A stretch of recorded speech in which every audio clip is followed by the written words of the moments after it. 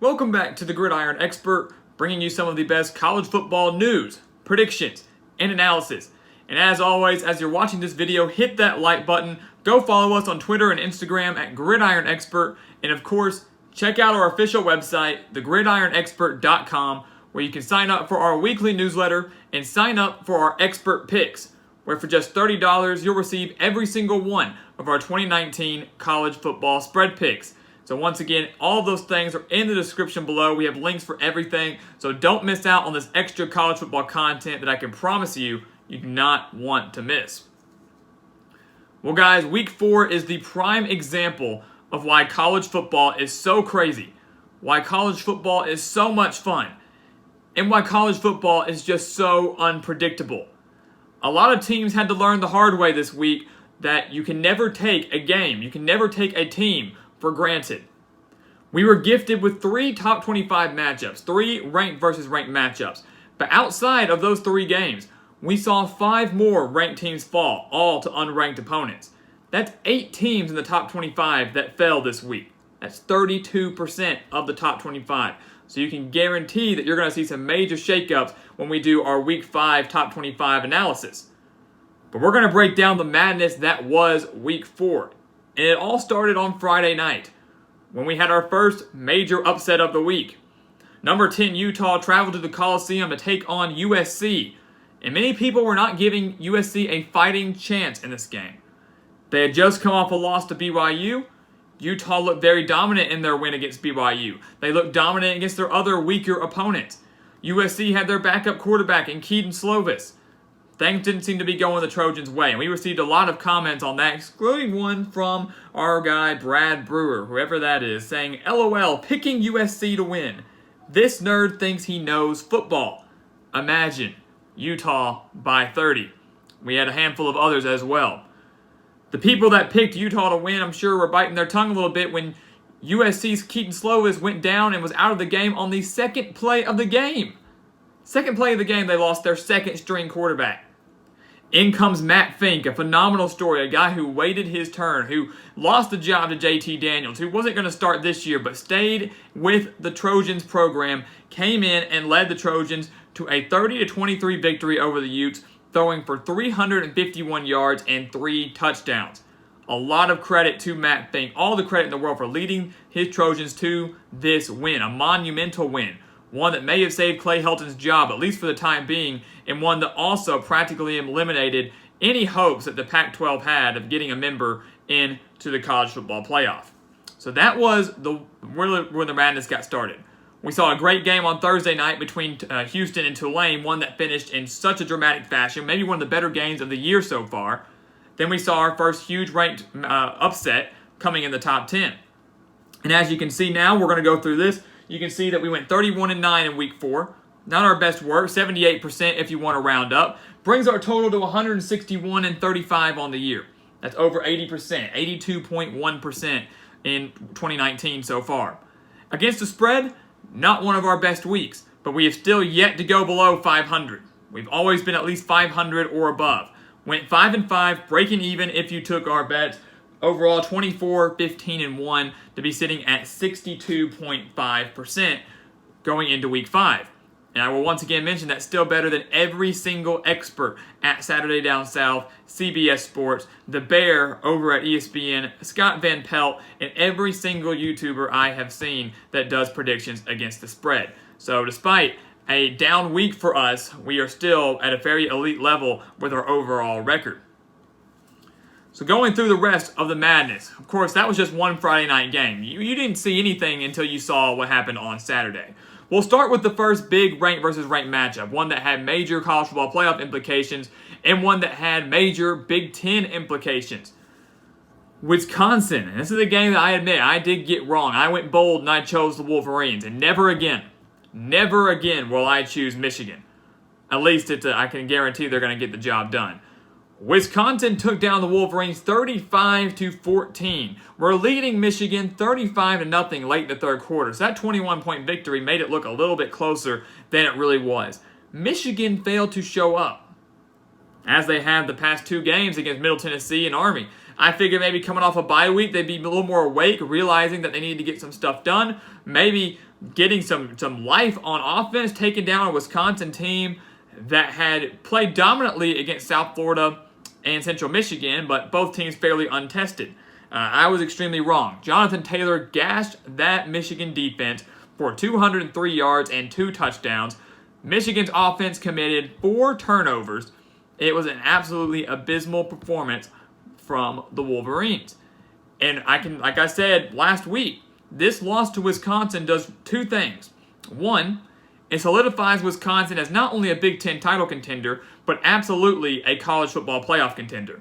They will be in the top 10 when the new rankings come out. The second thing it did was absolutely end Michigan's season, because Michigan will not win out.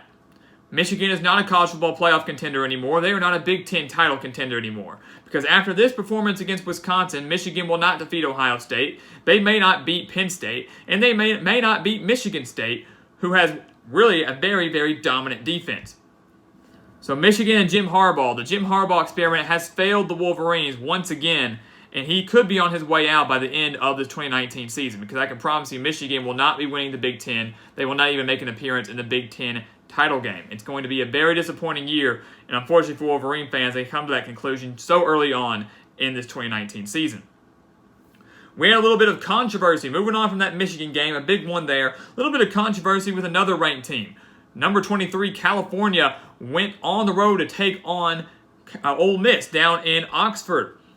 California did escape with a 28-20 victory over the Rebels, but they stopped Ole Miss twice at the 1-yard line. A pass that was completed for the Rebels looked like it may have crossed the plane. The play was not reviewed. Ole Miss, out of timeouts, hurried up to the line at the 1-yard line, trying to do a QB sneak to get in there. California stuffed them. They walked away out of Oxford with a 28-20 win. Very, very controversial. Ole Miss fans, Ole Miss administration, very upset about how that was handled.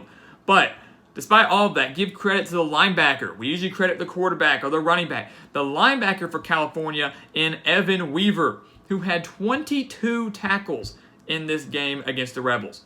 22 tackles in one game. California remains unbeaten as they head into the bulk of their Pac-12 play, and they could be looking like a Pac-12 title dark horse right now, as many other Pac-12 teams fell in Week 4. We had another ranked versus ranked matchups midway through the day. They did a great job of spacing it out. One at 11, one at 2:30, and then another one at 7. We're talking about the 2:30 game right now as Auburn went into College Station to not only remain unbeaten on the year, but also remain unbeaten at College Station, taking down the Aggies 28-20.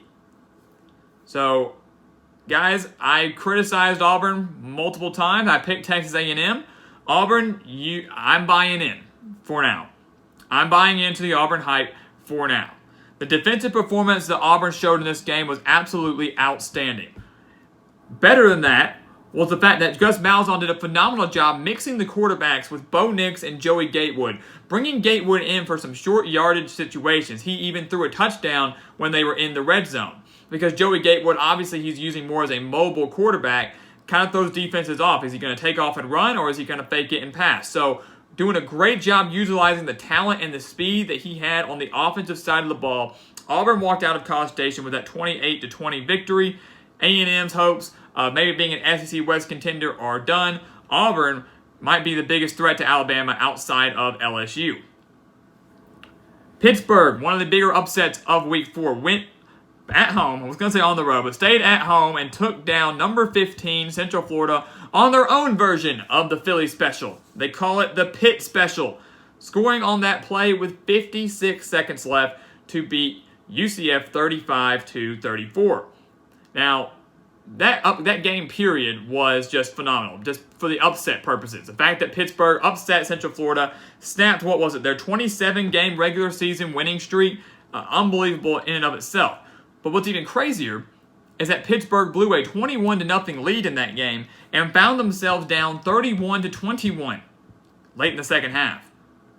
And Pittsburgh still came back. Shows what Pat Narduzzi is doing with his Panthers team, for his team to not get down on themselves, to not lose morale, to stay focused, and to know that, hey, we blew a huge lead, but we can still come back from this. And that's exactly what they did, winning in the final minutes to take down Central Florida. And now, the group of 5 team, the group of 5 race for who's going to capture the spot in the New Year's Six bowl game, that spot is wide open. It could be Boise State, it could be Memphis, or it could be SMU, who just put off a huge upset of their own this Saturday, going on the road and taking down the 25th ranked TCU Horned Frogs, beating them 41-38 to an absolute shootout against Gary Patterson and his squad.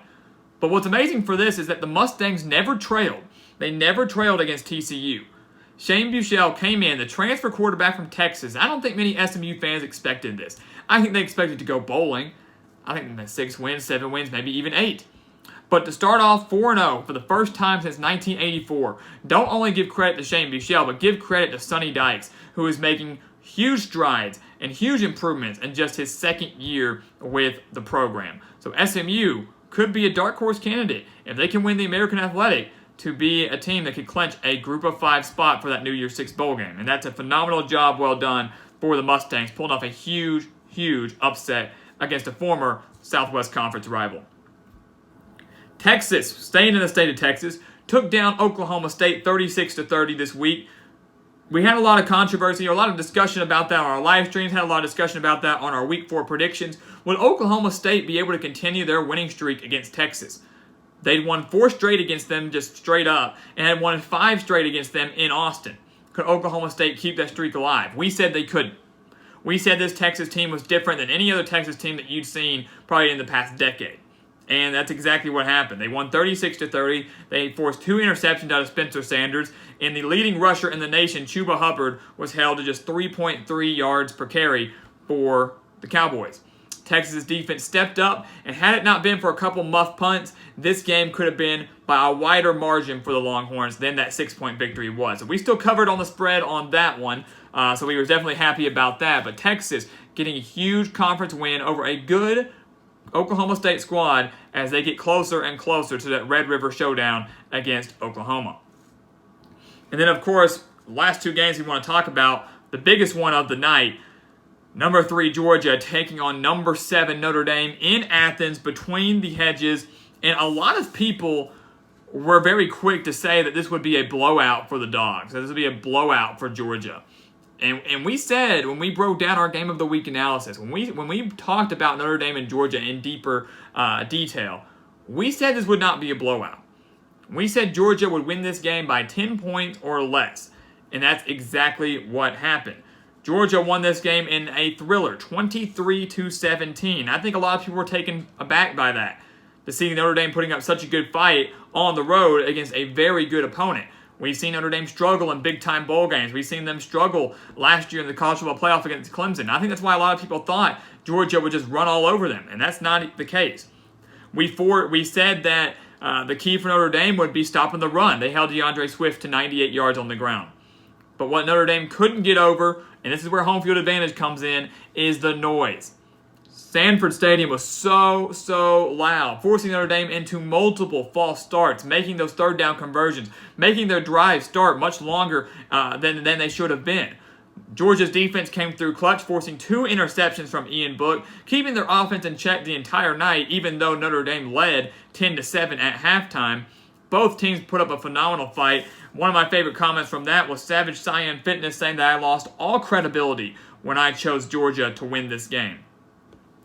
Cyan Fitness lost all credibility for whatever fitness crap he does when he made that comment.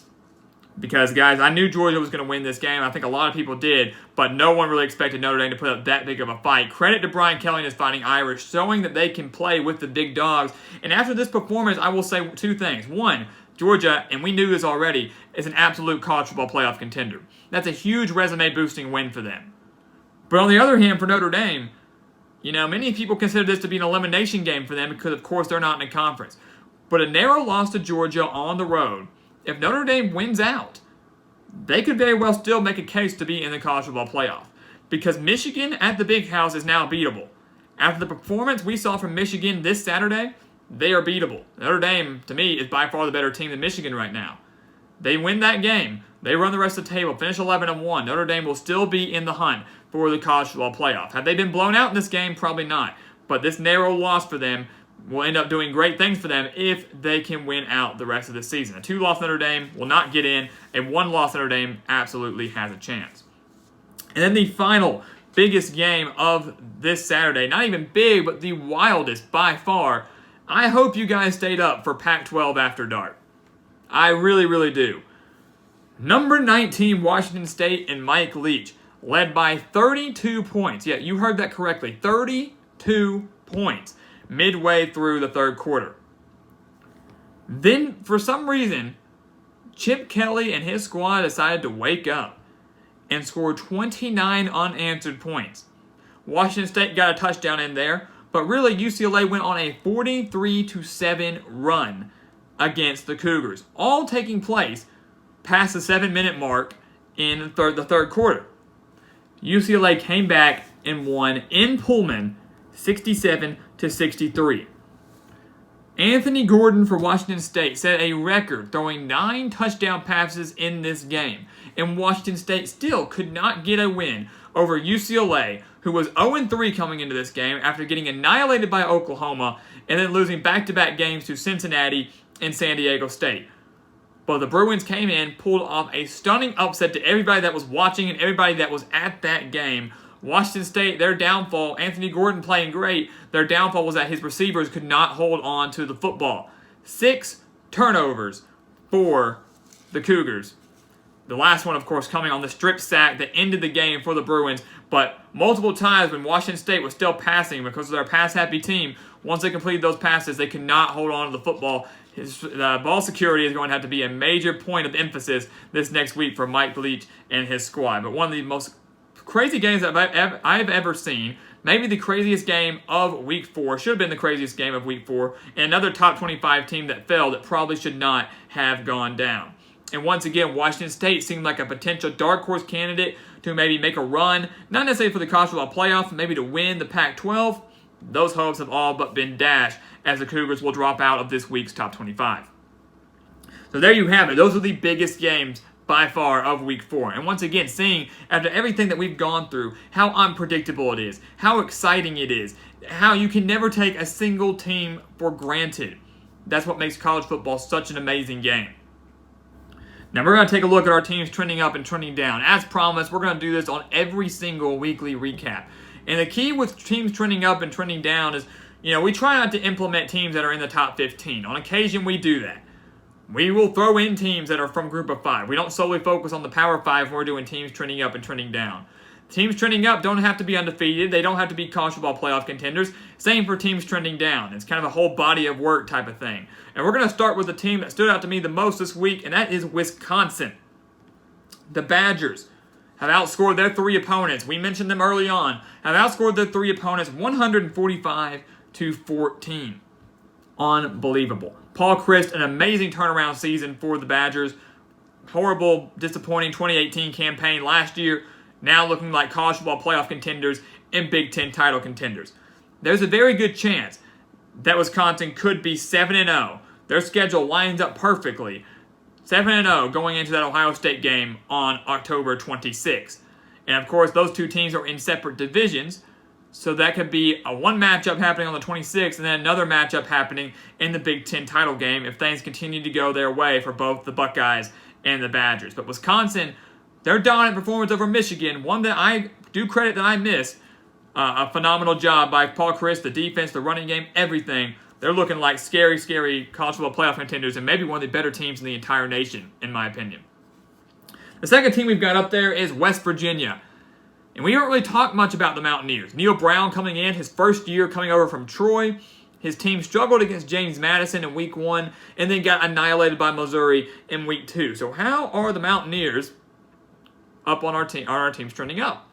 Well, they're 3-1 right now. Outside that one loss to Missouri, that's the only one they have. They annihilated a Power 5 opponent 2 weeks ago in North Carolina State, and then this past week went on the road and beat Kansas 29-24. Now I get it's just Kansas. Why is that a big deal? Well, one of the reasons that I thought that was an impressive win is because West Virginia by no means is a playoff contender or a Big 12 title contender, but they're going in the right direction. And this Kansas team is one that beat Boston College last week by 24 points on the road. So Les Miles obviously had his team going in the right direction as well. So for West Virginia to come all the way over and play Kansas and beat them on the road, one that showed a lot of signs of improvement, that stood out to me. The problem for West Virginia is that their next couple of games are Texas at home, Iowa State at home, and then Oklahoma on the road. So a 3-1 record could quickly turn into a 3-4 record, and they could very well be on our teams trending down here in a few weeks. But I'm going to give Neil Brown the benefit of the doubt. Let's see what he can do against 3 of the best teams in the entire Big 12. And then our final team that we have on our teams trending up is SMU, and that should not come as a surprise. Once again, the job that Sonny Dykes has done with the Mustangs is unbelievable. Quick turnaround last year, quick turnaround this year, 4-0 for the first time since 1984, and they haven't won all of their games against cupcake opponents. They beat a solid Arkansas State team on the road in Week 1. They beat North Texas by 22 points, of course being led by Mason Fine just a few weeks ago, and now have taken down the 25th ranked TCU Horned Frogs on the road. Like I said, this SMU team is looking scary good. It could be a New Year's Six Bowl contender coming out of the group of 5, although they do have tough games against Houston and Memphis. So they're going to have to keep their eyes out for those games. But if they can win the American Athletic, they can make a New Year's Six Bowl game. And I'm sure all Mustang fans are happy that they now have Sonny Dykes and they don't have Chad Morris over at Arkansas. Our first team on our trending down board is, of course, the Razorbacks, who are an absolute disgrace to the entire SEC and maybe the entire nation. The Razorbacks just lost to San Jose State, a team that has won 3 games in the past 2 years and had not beaten a Power 5 opponent since 2006. They lost to the Spartans 31-24, allowing 503 yards of total offense, and Nick Starkel, the quarterback that many Arkansas fans thought was the answer, threw 5 interceptions against the Spartans team. Arkansas, once again, an absolute disgrace to their state, to their conference, and I'm sure by the end of this year, Chad Morris should be on his way out, because any Arkansas fan that believed that they were going to go bowling was sadly mistaken. They're in for another rough year if you are a Hog fan. But Arkansas, on our team trending up board, no surprise, they've been up there for the past 3 years and may stay on there as we progress through this season. The second team we have up there is Stanford, sitting there at 1-3 in 2019 right now. A pretty bad year, a bad start for David Shaw and his squad. A very uncharacteristic look for the Cardinal. They lost by 25 to Southern Cal, USC, lost by 18 to Central Florida, and then just lost by 15 to Oregon. So not generating enough offense, even though they missed a game with KJ Costello, that USC game. Stanford not looking the way they have been in recent years. Might be lucky if they can just get to a bowl game in 2019. And then finally we have Northwestern, a team that many people had high expectations for in 2019. They bring in Hunter Johnson. They won the Big Ten West last year. Many thought they were going to win anywhere between 8 and 10 games. And if you remember, go back and watch our Northwestern predictions. I said that's going to be next year. I'm not buying the Hunter Johnson hype. I don't think Northwestern's to the point where they can repeat as Big Ten West champions. I think they can be solid in 2020. And right now my prediction is holding true. Northwestern is just averaging 15.7 points per game. They just lost to Michigan State at home 31-10 after beating the Spartans 3 straight years. That was a game that I took against the spread, and Northwestern could not get any offense going in this game. Turnovers, 3 and outs, couldn't get anything going, missed field goals, you name it. Michigan State forced it, Northwestern did it. And now the next 4 games for the Wildcats are at Wisconsin, at Nebraska, Ohio State, and Iowa. So some of the best in the Big Ten coming up for Pat Fitzgerald and his Wildcat squad. They're not looking like contenders this year. They're sitting at 1-2. They could very well lose these next 4 games. It could be 1-6 as they make their way through the rest of October. So Northwestern certainly trending down and could find themselves back up on this trending down board if these next 4 games do not go their way. So 2020 Wildcat fans, that's when you can expect some success. It just wasn't coming in 2019. So there you have it, your 2019 Week 4 college football recap. I know it was a lengthy video. We had a lot to cover. There was a lot to cover this week. 8 top 25 teams fall.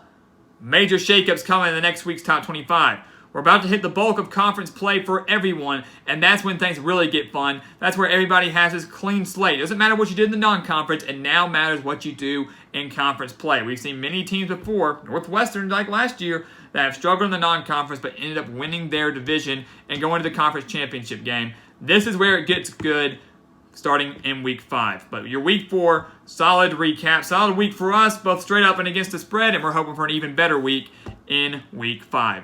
So once again, guys, thank you for watching us here on YouTube. Go check us out on Twitter and Instagram at Gridiron Expert. And of course, check out our official website, thegridironexpert.com. Sign up for the newsletter and sign up for the expert picks, which I promise you, judging by our overall record, you do not want to miss out on.